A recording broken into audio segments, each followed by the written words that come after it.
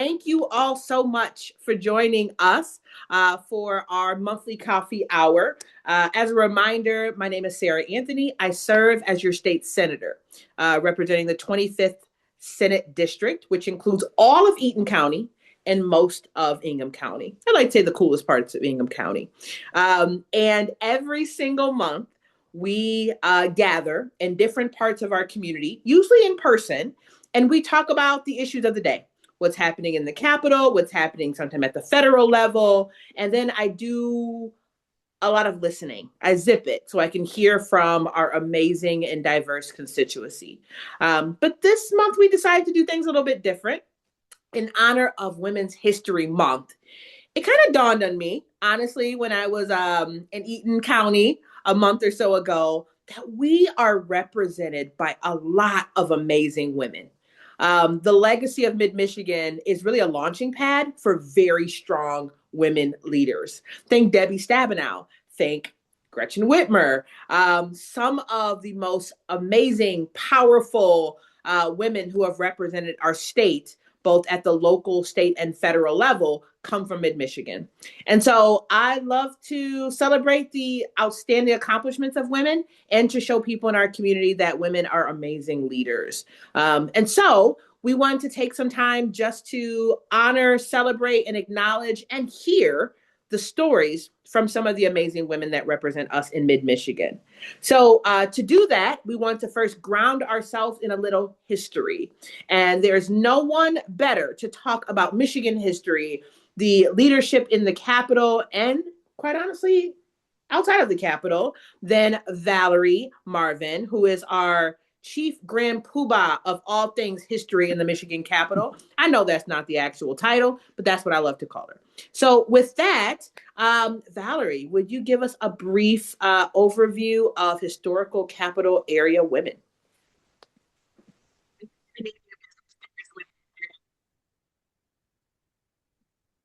We talked briefly today about some very early women who really pushed boundaries in Lansing and frankly made it possible for all of us to be here on one level or another.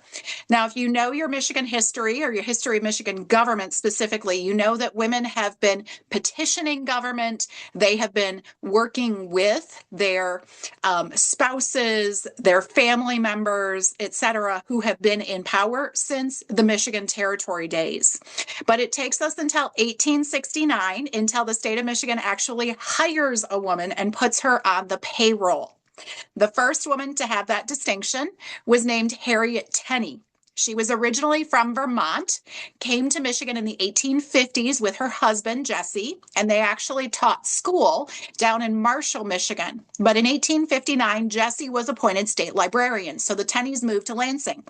Now, back in those days, there was kind of an unwritten rule that if you were a man in a government position and you needed extra help and the state could not afford or would not afford to hire someone to help you out, you brought your family into the office. So Jesse brought Harriet in with him, and she worked alongside him in the state library for 10 years. But in 1869, Jesse had other things to do. He was a lawyer, he was on school board, city council, he was in real estate. So Harriet had the gumption to pick up a piece of state library letterhead and write a letter to the governor explaining why he should break with all precedent and hire her to be the next state librarian.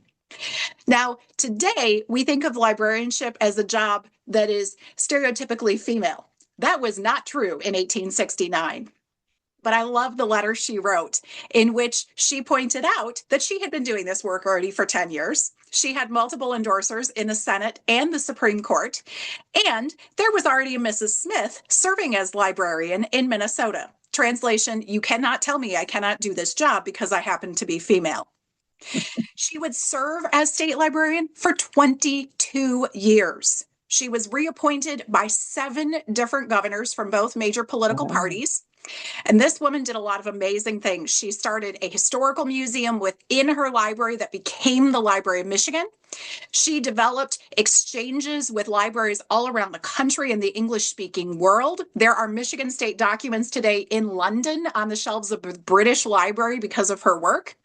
She also created the library's first card catalog, which put her on the cutting edge of library development at that time. And she did this all as a woman. In fact, in her first report that she wrote, she celebrated herself. And she talked about how on March 31st, 1869, this library was placed in the charge of a woman. Capital W, capital O, capital M, capital A, capital N.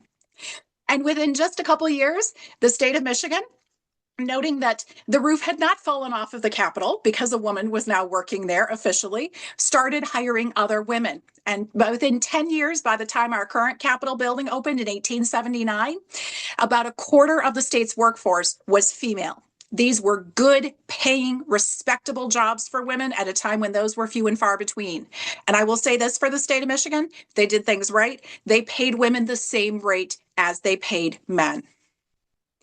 Now, when you talk about women holding actual elected office, of course, you got to fast forward to the 20th century. So 50 years after Harriet becomes state librarian, a woman who lived on the northwest outskirts of Ingham County, who would later represent Lansing in the legislature, was the first woman elected to statewide office. Her name was Dora Stockman. She was a farmer. She had worked for many years as an employee of the state Grange, which was a combination of advocacy and fraternal organization for farmers across the state. They were really, really involved in politics at that time, and they had supported the women's suffrage movement. So after women's suffrage passes in Michigan in 1918, 2 years ahead of the federal passage, she is put up as a candidate for the State Board of Agriculture. Now, if you're scratching your head thinking, do I vote for the State Board of Agriculture? Yes, you do. You vote for the MSU Board of Trustees, which is the modern iteration of the State Board of Agriculture. So she was put up as a candidate, and she won her office in the April election of 1919. And she would hold that office for 12 years, being elected twice. As a member of the State Board of Agriculture, she was overseeing the Michigan Agricultural College, that being today Michigan State University. And actually, her papers are out there.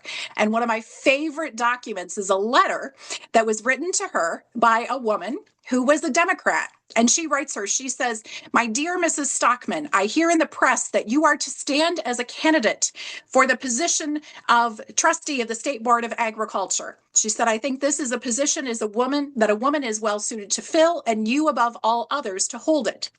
She says, "You are a Republican, at least I think, and I am a Democrat. But nevertheless, I will turn over every vote I can amongst my friends to you." She said, "You know what? You're a woman. I'm a woman. I want to support you. Who cares about party distinctions?" I love that letter. And so did Dora. She kept it, and that became part of her archive that is today preserved out at MSU. Now, Dora would later serve in the state house from 1938 to 1946. And while she was there, she would author legislation to create state-supported insurance for working families across Michigan. Today, many people see that as an ancestor of Blue Cross Blue Shield. One of the women she knew who was also in the Capitol in the 1930s was Elizabeth Beelan. Now, if you're running in history circles, you know the Beelan name, certainly, but you're thinking of Lucille. That's Elizabeth's daughter. Elizabeth got involved in politics in the 1930s because she was frustrated by the Great Depression and inspired by the work of First Lady Eleanor Roosevelt. So she actually formed an Eleanor Roosevelt chapter of the Women's League of Voters here in Lansing. They planted a tree on the Capitol lawn, did many other things as well. And she ran for and was elected to the House to serve one term. And while she was there, she brought her 14-year-old daughter, Lucille, with her to every meeting she could, because she understood that she was not just working for herself, she was trying to bring up the next generation of female leaders. And of course, Lucille would go on to become a force in Lansing area government and politics, and she would carry her mother's legacy forward. But when we think about these women, we have to remember they are from different parties, they are from different places, but they all realize they represent more than themselves. And I was reflecting on this recently as I read a new book that just came out about the Con 11. So, the 11 women who served as part of the Constitutional Convention in the early 1960s. And that made me think a lot about Daisy Elliott, who was a Con delegate. She was from Detroit. She would go on to serve as a state representative from a Detroit district for about 2 decades. One of the things that frustrated her, though, was as they were writing the new state constitution, there were questions about who should be protected in it, which classes of people should be protected. And for one reason or the other, I can only speculate, the overwhelmingly male delegates refused to put sex in the Constitution as a protected class. Now, Daisy voted for it. It got voted down, but she was not done. Um, and that's a theme with all of these women. These women lived lives of service and lives of advocacy, looking out for other women. So Daisy, as a legislator, invested a great deal of time to building up support to instead expand Michigan's civil rights protections. And in the 1970s, what we know today as the Elliott-Larsen Civil Rights Act was passed. And in that act, sex has always been a protected class. And it has, of course, since in subsequent iterations been expanded to also include gender, sexual orientation, etc. Which makes me think, yes, I'm very grateful for the women who have come before me in Lansing, who have instilled deep, rich foundations of service. But I am also grateful for the work of women all across Michigan, because we all benefit from those like Daisy Elliott, who understood she represented more than her Detroit district. When she wrote that Civil Rights Act, she represented everyone across the state whose lives would be improved by it, which of course is a reminder that we all bear responsibility for one another in some ways, and we all stand on each other's shoulders. So with that, I'm going to pass things back to Senator Anthony, who carries that torch forward today. I am going to drop my email in the comments. If any of you have questions about any of these women, I will stick around to the end, or you're welcome to send me an email. Thank you so much. I forgot I was moderating. I love when you speak, Melody. I always feel so educated and inspired. A couple of notes that I was taking. Raise your hand, panelists, if you are filling the shoes of maybe an elected mama, the way Elizabeth and Lucille did. Right, y'all? Okay, yes. Well, A commission. You too? Okay. I'm elected, but not a state rep. No, it's okay. But like the fact that some of us have seen strong women who would carry us into meetings with us, or just we would see that example in our own homes. That is something that is not unique to women who have served in higher office. So I love that. Thank you so much. And for elevating diverse women in leadership. So not just the women who represented mid-Michigan, but also across the state and have paved the way, which is what you all are doing. So now I get to be Oprah and interview these amazing panel of women. So we will start out here in Ingham County, particularly our Ingham County Commissioner. So Rachel Willis, this is her first term on the Ingham County Commission. And we asked her a series of questions. We asked her, well, actually, you know what? You just describe what we asked you, right? Because a lot of it was just about your personal experience. And in the 3 to 5 minutes that you have, talk to us a little bit. Okay, I'm going to watch the clock. So it is a pleasure to be here and just share space and be on this esteemed panel. And thank you so much for Senator Anthony for including me in tonight's event. So as Senator Anthony said, as part of my introduction, I am currently representing Ingham County in the 6th District, which is, if you're familiar with the city of Lansing, it's like Mount Hope and Waverly all the way up to the end of north to the end of the county line. I was born and raised in Lansing, and I was a hip kid, like a kid on the hip, to a parent that was involved in local politics. So my mom served on the Lansing School District Board of Education from 2000 to 2007. And then I served on the Board of Education from 2011 until 2020. I don't know, whatever 13 years is plus that. I don't know. It's a long time.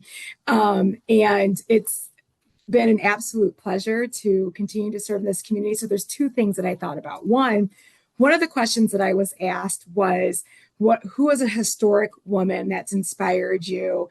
And I was like, in case she hears this, I'm not referring to you as historic. Seasoned, maybe, but like historic implies like, I don't know, something that's not the age. But one of the people that inspires me, besides my mother, which I'm going to talk about in the next minute as well, is Barbara Roberts Mason. I still remember where I was the first time I met, and it was actually an event that Senator Anthony sponsored before she was Senator Anthony. And Barbara Roberts Mason held something up about something that she did in the 80s when she was the first Black woman elected statewide and was elected to the Board of Education. And I remember thinking, there was a first Black something, just like Senator Anthony is the first Black female, first appropriation chair, all of those things. Like the fact that I'm living in a space where I'm still experiencing the first, and I'm still, and I know them, like these aren't old people. I said, Barbara Roberts Mason is not old. Senator Anthony certainly is not old either. And she's still carrying the title of first. And so just continuing to be in spaces where I'm able to learn from and provide my input into spaces where it can make changes for children and family is what motivates me. It was interesting to me. So Jesse Jackson passed away, right, a couple weeks ago. And my dad traveled to Chicago for his funeral, and he was interviewed by CBS News 2. And one of the things that my dad mentioned in his interview was my grandpa I grew up watching my grandpa engage in civil rights activities. So he was part of Operation Rainbow Push. My dad was born in August of 1963. And when my dad was like 3 days old, my grandpa and three of his buddies packed up their Volkswagen Beetle and drove to Washington, D.C. to go to the March on Washington. And then my grandpa did it 50 years later when they were having issues with redlining and busing in Chicago. My grandpa went to one of the protests, got arrested, made sure they integrated the school, and then sent his kid to private school just because he knew he could. My grandpa just had no chill. And I just grew up sort of experiencing that. And going back to my dad's interview, he says, I remember growing up saying, I am somebody, and talking about the lessons that were instilled in my father through the actions and movements that were led by Jesse Jackson. And I didn't realize what a privilege it was to be like, that's just what we did. If you saw a problem, you went and did something about it. And so that's really what motivates me and leads me into doing the work that I do. Thank you, Commissioner. I love that. And I remember exactly that event that you're talking about. Barbara Roberts Mason, Eaton County resident, living history. So that's so awesome. All right. Now, we could not have this type of meeting without an executive, without a mayor that would be a voice for all the tough decisions, right? The buck stops with mayors oftentimes. And we are lucky to have the mayor of Potterville, Michigan, who has 175 jobs. Just like every other woman that right, is doing way more than what the 9 to 5 requires. So, Madam Mayor, would you mind introducing yourself and then answering any of the prompt questions that we sent over? Absolutely. Thank you for having me. Can you hear me okay? Okay, good. As you stated, my name is Jennifer Lenneman. I am the mayor of the city of Potterville.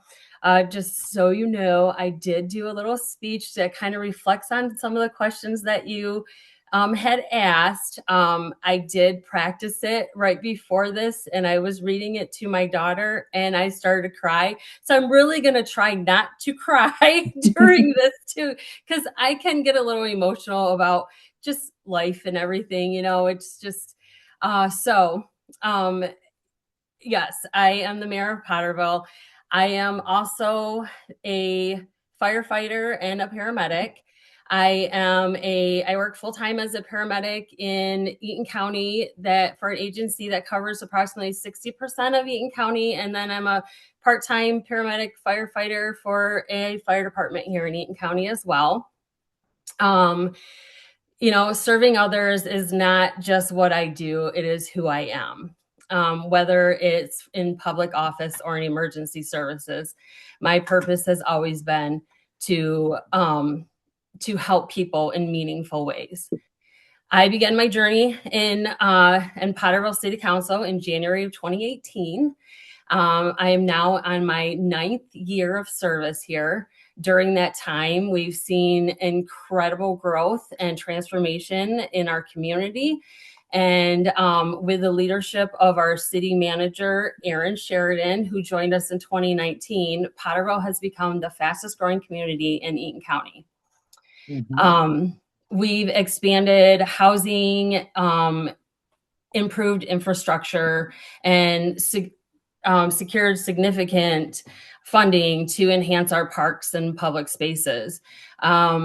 Just recently, we just received the largest DNA grant that we've ever received and we are putting in expanding our non-motorized pathways off of Lansing Road into Lake Alliance Park, and we're putting in pickleball court and doing, so it's just, we also had received funds. The first time I met Senator Sarah Anthony we received funds year before last, I think it was, for our iron removal plant, excuse me.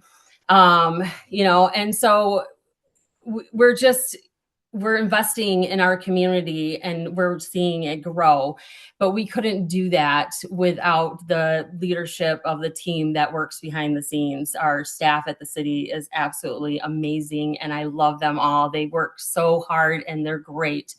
And we pride ourselves in being transparent and having accountability and stability for our residents.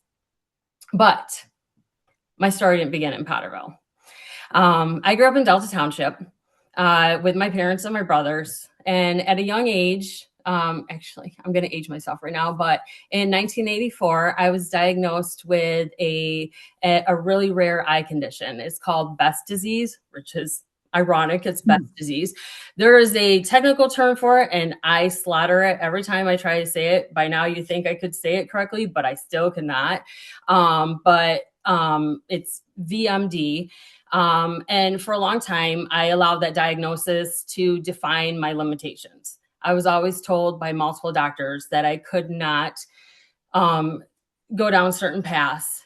Simply weren't possible for me. Then I met the one doctor who changed everything. She told me, you can do anything you want. You just have to learn to adapt and overcome. Well, those words stayed with me. They shifted my mindset and ultimately the trajectory of my life. In 2006, I moved to Potterville and quickly fell in love with the community.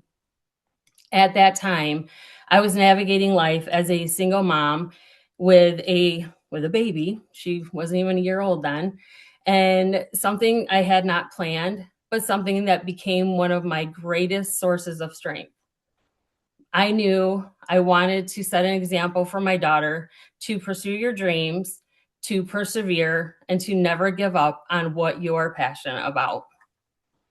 In 2015, I took a step that changed my life. I walked into my local fire department for an interview.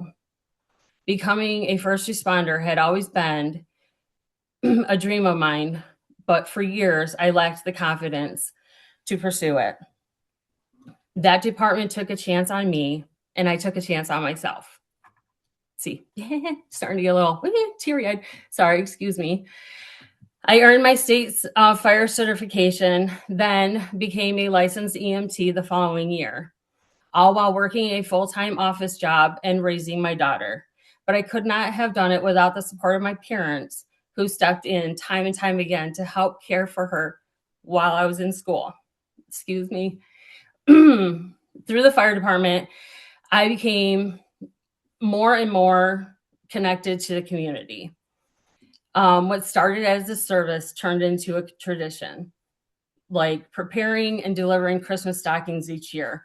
On the 23rd of December, you go to the fire department, you stuff the stockings, then on the 24th, you deliver them throughout the entire city and community. And it became a tradition for my daughter and I. We would do it every year, and now we still help out and do it. My mom comes, and it's a family thing. We do it. This is what we do. And I continued balancing, I continued balancing multiple roles like full-time employee, first responder, city council member, and most importantly, a mother. And through it all, I made sure I never missed the moments that mattered. Dance recitals, cheer competitions, volleyball games. I was at every single one of my daughter's events through it all. Then in May of 2024, my daughter graduated high school with honors. That milestone inspired me to take another leap of faith. I left my full-time office job to pursue emergency medical services full-time, and I enrolled in the paramedic program at Lansing Community College. I graduated the paramedic program at Lansing Community College in 2025 at 50 years old. People often ask me how I managed to do it all. The truth is, I don't think about limits the way I used to. Can't is no longer part of my vocabulary. I am surrounded by strong, inspiring women. My daughter continues to be my greatest motivation, and I hope that one day she sees me as an example of resilience and determination. My mom, who will be 85 this year, is also very actively involved in the Potterville community, and she's on the TIFA board, the board of reviews. She does elections, and she's also on the library board. She reminds me every day that service, strength, and leadership have no age limit. During Women's History Month, we celebrate the women who came before us, the ones who broke barriers, challenged expectations, and paved the way. But we also celebrate the women around us and within us.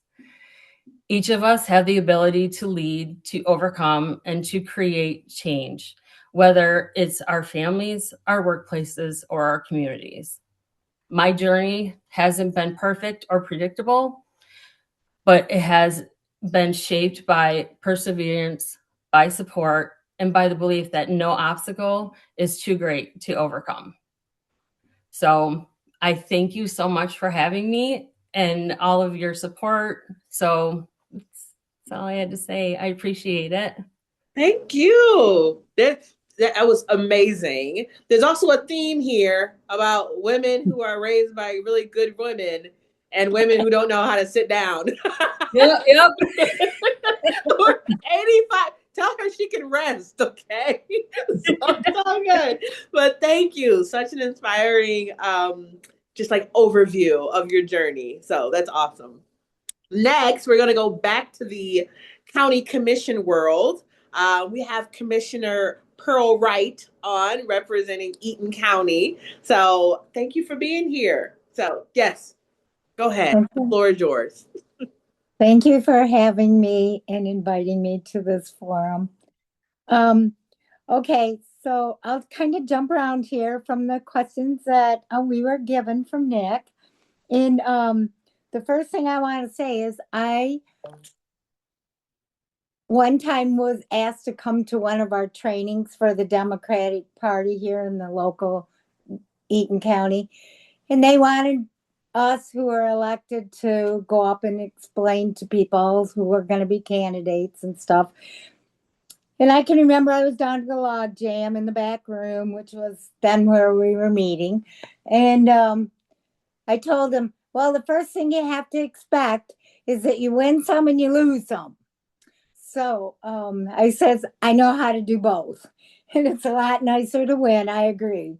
But you can't give up And the first time I ran was in 1998, and I lost, but I lost by the least amount that a Democrat in Eaton County had ever lost by. So at least that was a plus. Um, but I was a single mom too. So I raised three children, and just today I mentioned it to somebody at a meeting I was at this morning, and they asked me how old my kids were, and I said, well, one graduated in 2001, one graduated in 2003, one graduated in 2004. And I did it all before the first kid went to kindergarten. So my husband, I guess, at some point decided to take his degree that he had and go south across the border. But I grew up in Grand Ledge. So I'm in Delta Township, District 5. And I just stayed in the house. I got the house. I told somebody one time I got the house and the kids. He was gone. So from there, though, I was always in politics. I grew up in one of those kind of families, but I didn't really grow up in a Democratic family. So Grand Ledge was very Republican when I grew up. And but over time, it was pretty obvious that they're not, a lot of them don't think the same as possibly the situation with single parents and things like that. So I started getting involved with our local party here in Eaton County, and that's how I ran in 1998 to lose. But then I returned after, as you notice, the graduation years. I put in a Gordon's order for the open house in 2004, and I ran over to the clerk's office with my petition there to run for county commissioner. I had already been on some county things, and I was always like involved in the kids' schools, just like your other person was and is. And so I was always volunteering, soccer practice, and running kids here, working the football concession stands because my friend ran that one and made money for our boosters. And he also ran for county commissioner, but he lost. And but anyway, so I was like swim practices, you always have to have people to do counts and stuff. So it didn't make any difference, whatever you ask. Go to center carnivals, whatever. So for me to tell other women what to do is, first of all, to get involved in your community, okay? So that you start knowing people. When you start knowing people, then they seem to come up with other volunteer opportunities where you meet other people.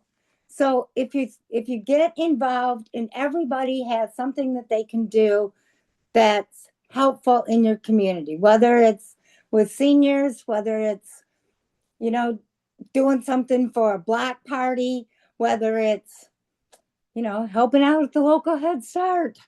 So there's lots of things that you can educate yourself to move on up into things. And once you get into things, then you understand more how your ideas can be valued at the policy level.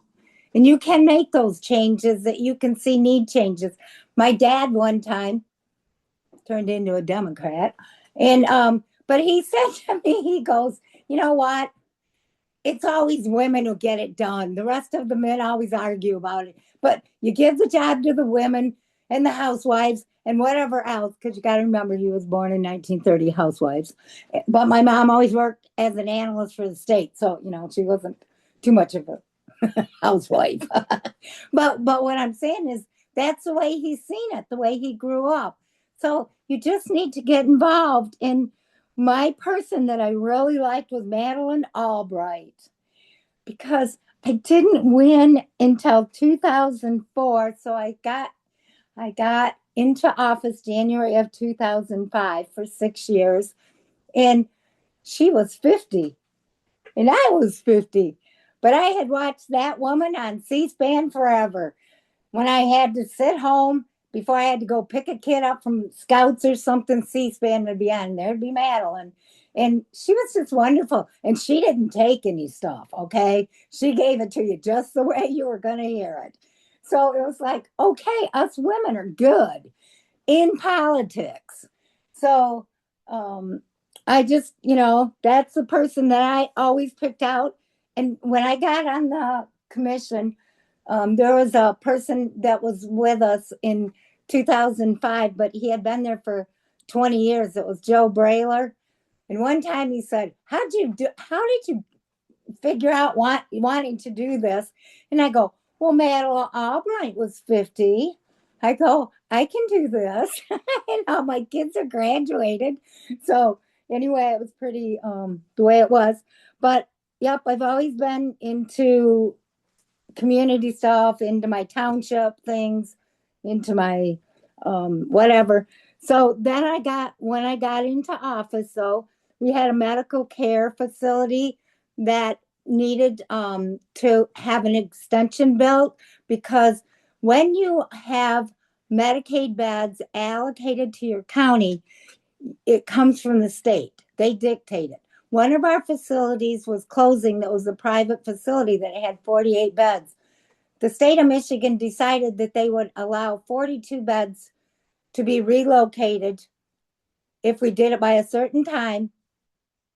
So you know what that meant? We had to build a wing on the medical care facility. Got that project done. Go ask Martha. She remembers. I was there every night and on Mondays and figuring out how to get that millage passed. And guess what? After 20 years, it expires this year, and that thing is full. So we saved those beds. What you don't know is if you have someone in Medicaid, and they're in a facility that takes Medicaid, if they have to go to the hospital, they only save it for like a couple of days, unless you have family members or somebody to pay for that bed to reserve it until they come back out of that hospital. If not, they have to go to the closest facility, which if it's Owasso, if it's Clare, Michigan, wherever it is, and then work their way back to our area. So it was very, very important to save those 42 beds. Good thing I was a young politician, because I held the sign on the front page of our local paper that says "Save the Beds," but I didn't understand it was raise my taxes. But it still saved it, and we got a beautiful medical care facility. The next thing that I also did was I went to a Michigan Association of County Conferences. First time I was in, because I was in from 2005 to 2010. And if you remember, they threw a lot of the Democrats out because of the affordable health care that passed. Okay, so then in 2012, I ran and I lost.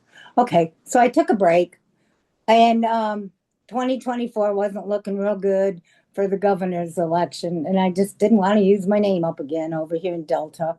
So 2016, I ran again, won. So I got back in January of 2017.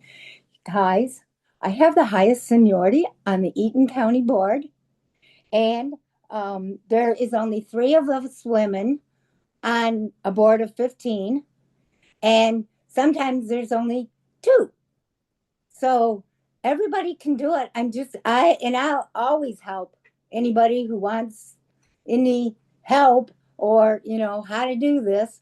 I've had some really good people along the way believe in me. So you don't do it by yourself. You never win an election by yourself. It's not possible. So you better be thanking your team, because when you're up again, you need to know where that team is. So send those Christmas cards. But so the dental clinic, it took a whole team behind me, but it took me a lot of whining, and I got it. And so our dental clinic that's on the county complex, the county donated that. Plus they had to put in some money for it, like the dental chairs and things like that, to get it going before the payments could be made. And so that's been in effect since 2010, taking patients who are on Medicaid, who really, in Eaton County, it's really hard. I had commissioners fighting me because they really believed you could get dental services at the ER. And I'm sitting there in my chair over there in the circle going, I don't think you've ever tried to get a Medicaid dentist. So, but we won. and people still are using it, and it's very solvent. And I just reminded our new controller about the bond payments that are still having to be paid for another few years out on Wall Street to get that project put together. And I have to thank Glenn Freeman, who was a commissioner at the time, because it was all done with union labor, and they even donated like $1 of their salaries and things like that to help furnish it. And so it decreased the amount that the county had to put in of our revenues. And Joe was chair at the time, Joe Brailer. And but it took me 3.5 years, because during that time when we were planning it, they undid the eligibility for adult Medicaid. So I went to a meeting in Grand Rapids in my region of MAC, and I asked the guys who had those same clinics, because it's run through a foundation that's set up by an assistant dean of the U of M dental school. And so there's only like 13 of those clinics around the state, but they're there. And once you have one in your county, our Eaton County people, if they really need services, they really could go up to Grayling, Michigan. If they immediately today have a bad tooth, they can get a ride. They would take them like on an emergency. So we can take people from like Cass County, because Cass Van Buren is a health department. Oh yeah, I served on that too. I was on the Board of Health. So I'm on everything in human services that you can send me to at this point in life, and I'm completely happy. Tri-County Office on Aging, Capillary Michigan Works, CACS. I'm chair of CMH board, which is Clinton Eaton Ingham. And that was our report today at the Lansing Center. I gave Sarah her flowers, though, because she's retiring, our director. I guess that takes care of it. just a few things. It's just a few. I love how women will talk about the 155 committees, boards, accomplishments, and then to say, but it's nothing. It's nothing. No, you just keep your planner full, right? Yes. So, and this is a good time for a little quick commercial before we get to Madam Supervisor, is that we are going to bake in a few moments for questions. So Nick will be helping to facilitate those questions towards the end, because this is a powerhouse panel, and we want to make sure that we have a little bit of time to allow you all the opportunity for questions. So last but certainly not least, we have Miss Maggie Sanders, who is the Lansing Township Supervisor. Not the first woman. There's been at least one other. Okay, so you know about, but tell us a little bit about yourself, your journey, and then any of the prompt questions that we sent over. Well, hi, everyone. Thank you, Senator Anthony, for having me. I just want to shout out all of you, because all of your stories have been just amazing to hear. And you're pulling at my heartstrings on some of them. I come from a strong line of impressive women, my mother being my number one person. As we've all had experience with our mothers in politics, mine started at a very young age. My mom was first elected in 1988 as a township trustee. And the funny story is my dad actually ran against her and she won. So the Rogers women, my married name was Sanders, but the Rogers women, our legacy is very strong. And she has just been a force. So she's been doing this since 1988. She tried to retire in 2016, but we actually pulled her back in. We lost our treasurer for the township, so we pulled her back in out of retirement. And she is still there kicking and screaming every day about how she can't believe she's not retired again. But I come from a long line of strong women. My grandmother, she was a single mom of 5. My grandfather passed away when he was only 46 years old. And she raised 5 children on her own and put herself through college and got her teaching certificate and became a phenomenal teacher in Michigan before moving to the Lansing area.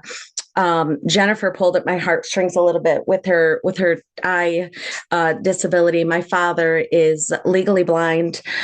He was the director of Bureau of Services for Blind Persons, and he was an administrative law judge for the state for 40 years. And I have two children who are both legally blind and suffer from degenerative eye diseases called blue cone monochromatism. I'm also a single mother of those two kids. So hearing a lot of these stories have really been an inspiration for me, just sitting here with all of you. And it's just been so great to hear, the things that you have all been through are not, I'm sorry, my dog's going to try and interrupt the video right now, are not unique to just me. So it's nice to know that there are strong women out there who have gone through everything that I've gone through in life. So I just really appreciate that about all of you. I have an amazing deputy who's been with Lansing Township for 45 years. We joke and we call her our in-house historian. She is a force to be reckoned with, let me tell you. And she has just been so great for me in my position to be able to learn the things I've learned in such a short time. So just a shout out to those ladies, a shout out to all of you. I'm extremely lucky. I'm not the first woman. I am following the first Black woman to be elected, Lansing Township Supervisor DeAndre Hayes. And of course, my mother, Kathy Rogers, again, was supervisor. So this is home for me. It's really easy to come to work every day with the people I work with and the staff that I have. So I'm just really lucky in what I do. That is so awesome. I learned a little bit more about all of you. Some of you, I feel like I could recite your bios, but the fact that I've learned even more is just awesome. So thank you. All right. So Nick, do we have any questions in the queue, or can I play? I guess Oprah is kind of an outdated. Jennifer Hudson. I don't know. Gail, one of them. Are there any questions, Nick? You can go ahead. There's no questions yet. Oh, excellent. All right. So, one of my questions was going to be about this moment in time, right? So, and I am never partisan in my remarks at my coffee hour, so I won't be at this point. I'll ask you all not to be as well. But we're seeing a moment in time in which we still have not seen a woman president. Today, I was reading to a bunch of kids, Grace for President. It's a story about a little girl trying to run for president in her school. And oftentimes, young girls and even young women who are in college often feel discouraged, that they still feel that glass ceiling, that this notion that women maybe aren't welcome in many of the spaces that the biggest decisions are being made. What would you tell a young woman, maybe either your younger self or just a young woman in your community, about the importance of really not being discouraged? Because we've seen two really qualified women run for the highest office and still not able to shatter that big glass ceiling. So anyone can chime in, but what would you say to a young woman in this moment?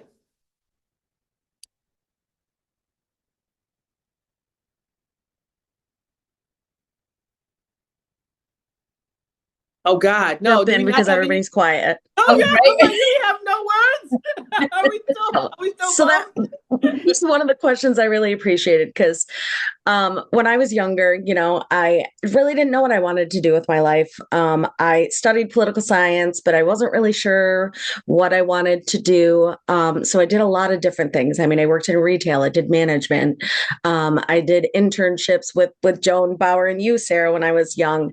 So I kind of did a lot. But what I would tell younger kids is just to make sure that you keep believing in yourself and embracing risks, and make sure that you don't stop investing in yourself. The best thing you can do is to continue to keep learning and to invest in yourself, because the more you learn, the more experiences you have, the better leader you're going to be, the better person you're going to be for your community. And just, it really grounds you when your job is to serve other people. So that would be I love that. Commissioner, did you get off mute to answer as well? Well, all three of my children that are 40 now and over, they, I, I had them on steps at by age 10, putting lit doors around the mat, whatever they could find. But so mine actually grew up being political. So, but by them though, they also influenced their other friends. And so it wasn't like an unknown situation. But they also were taken to, like, we have a King's rally, whatever, whoever side you're on. But I'm still saying they need to be brought into when they're younger, okay? And then as they get older, if they go to college, there's always political youth groups that they can get on. In both sides have all sorts of groups that's political at LCC, MSU, whatever, U of M. So just keep encouraging your children to understand that politics isn't politics, it's policy making for the type of situations that you live in. So when people say, I don't do politics, I go, really? You don't know you don't know who determines daylight savings time or your water quality or when your road gets paved or all these things that actually does affect you. And it's not, it's coming. Commissioner, you broke that down in such a strong way, because oftentimes when I'm encouraging women to get into politics, they're like, that's nasty business. I don't want to have anything to do with it. But when you talk about, wait a minute, this is about policies that impact your children's school, the quality of our water, the trash pickup, they get that.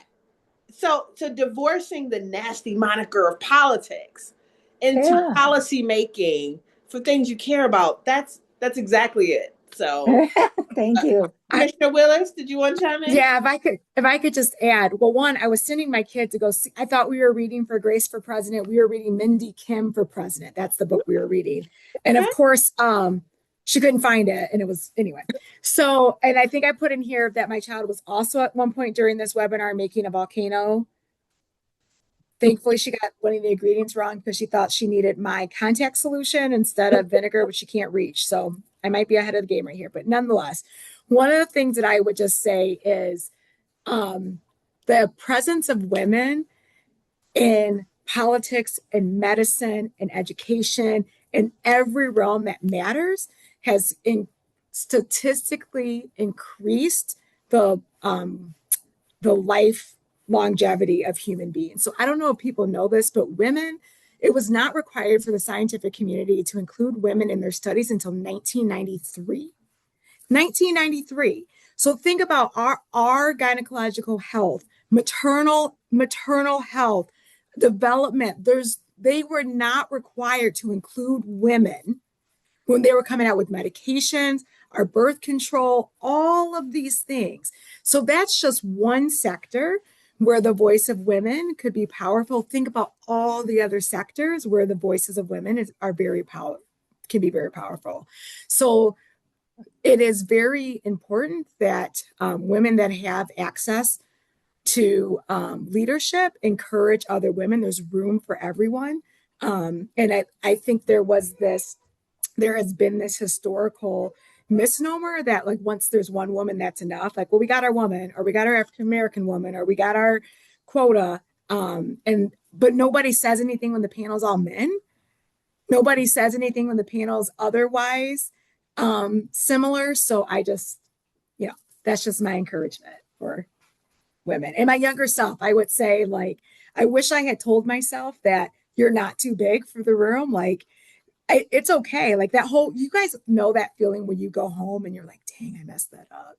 Or how much energy and time we spend after the fact beating ourselves up. Like, save that energy. There's so many other things that you can put that towards. So that's what I would tell myself and other future leaders.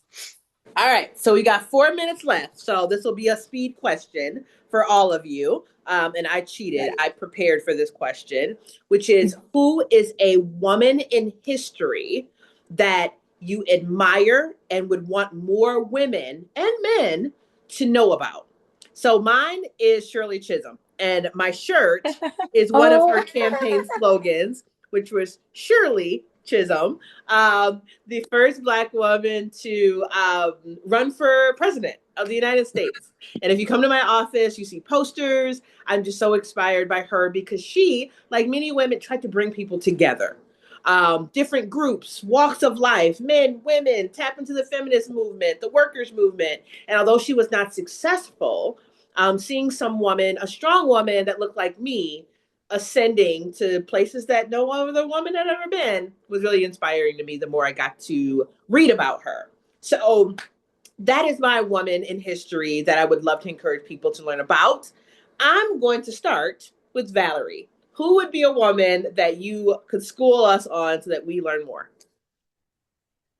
Myself, for me, it would be Harriet Tenney. I cannot imagine what it was like to be the only woman in the Capitol building. I mean, we have all had tough days today when there are women everywhere, but I am impressed that not only did she stick it out, she made sure the door was open for others and she innovated. She didn't just take the job and say thank you and do it. She turned that job into so many other things. So I love the way she opened not only up doors for other women, but opened up other doors for other opportunities within state government. And to me, that's what real leadership is about. That's right. That's right. Mayor, what do you think? Do you have, are you still thinking about it? I can come back to you if you want. Just a woman in history that you'd encourage folks to learn more about. Well, somebody that does come to mind is Susan B. Anthony. She was our first like real woman in history on the coin. She plays a significant role in our history. So when I think of women in history, her name comes to my mind. Right. That's right. Fun fact: people call me Susan Anthony all the time. I don't correct them. I don't correct them. I don't correct them. So, Supervisor Sanders, what about you? Who is a historic woman? I'm going to piggyback off Jennifer a little bit. Alice Paul, who was the founder of the National Women's Party, she is the less recognized woman of the suffrage movement, and she was a little bit of a, how do I say this? She was a little more militant in her tactics. She was big on protesting. She formed the Silent Sentinels, who used to protest outside the White House. And I have a feeling that if her and I were together during the same times, I probably would do the same things. I'm a little more rough around the edges than most people, and I like to tell it how it is. So I have a feeling that her and I would have been cool. Think so too. I think so too. I love this. Commissioner Pearl Wright, what do you think? Well, I'm still going to go back to the one that I love the most, Madeleine Albright. Yeah. Just because think about my board. I can only tell you that we either have 2 women or 3. And we have 15. And they've had 15 since they made it from the Board of Supervisors to the County Commission. So all I can say is you have to have a voice. But I don't do it. I never did it by myself because I had some really good men that I could talk to and bounce it off of that knew and could understand what I was saying. Because not everybody can understand our perspective. So you do have to find your good teammates. But right. Madeleine Albright, she was good. I agree with that. Commissioner Willis, who would be your pick? I would say besides my mother, because I think everybody should know her story about what she overcame. I would have to say the Hidden Figures women. So thinking Katherine Johnson and the other women who were involved in trailblazing significant scientific discovery. Yeah. Took the dudes to space. Just saying. Minor impact. So whether women are opening doors in the halls of power or literally sending dudes to space and everything in between, the women that are on this panel, as well as the women who have inspired us from a historical perspective, or even the women that inspire us every day, have a place this month and really every month because of our celebration of women's history. So this has been such a cool panel. Nick, I think we should do this again.